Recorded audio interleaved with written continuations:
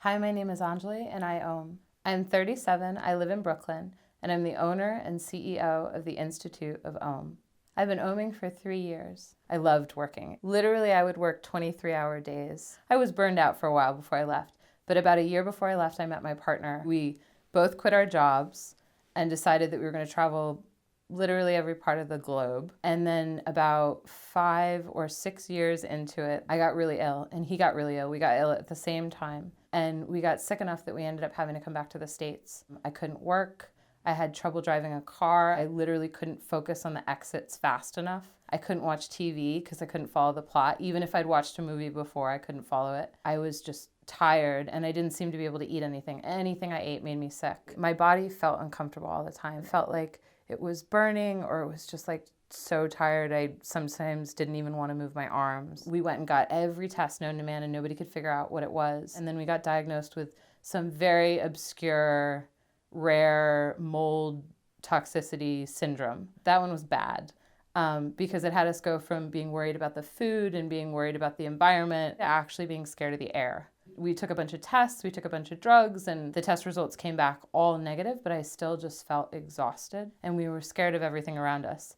So we bought a trailer, naturally, as one does, and we drove up to Alaska, which we had decided was the safest, cleanest air on the planet. The doctors were saying it probably wouldn't change, and I was like, wow, it's gonna be like this. Him and I, scared of everything, like for the rest of our lives, potentially just riding around in this trailer. So I was in Alaska, we were driving with the trailer, and my brother called me and he said, I love you and I want you to know, I think that you've become kind of like a mouse in a little cave, but you won't let anyone in or out.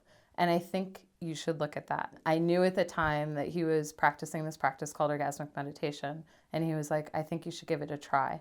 And I hung up on him. So I talked about it with my partner, and we both thought it was a weird idea. And I called my brother back the following day and I said, I want to try this. Who do I call? We drove down to LA and I knew that I wanted to try the practice. The first time I tried it, I Om'd twice. In the second Om, there was this moment right at the end where I felt all this warmth in my chest, and I noticed my legs fell open just slightly, like I'd been literally holding them forever, and they fell open just an inch. In my first couple months of Oming, I felt so much sensation. I kept wanting to squirm, and I would just like breathe and say, okay, like the fact that you're feeling this, the fact that you're able to stay and be with it is awesome, because I would do anything to avoid eating or doing anything that actually had me feel that much sensation in my body. And it naturally just started opening and becoming smoother and smoother.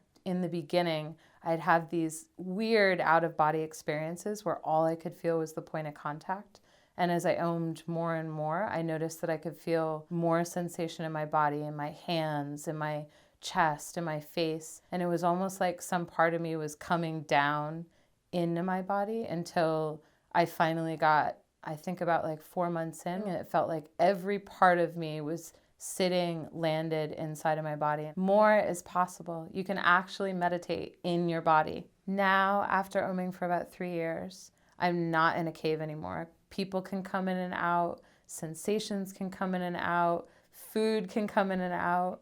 I was sitting with a group of friends and they said it was time to start eating gluten again. It was literally the only food that I hadn't been eating. I took a bite of the toast and it was warm and it was slightly salty and it was buttery, and I just remembered like how much I love toast and how much I love food, and I felt so good and whole in my body that I knew that this was good for me.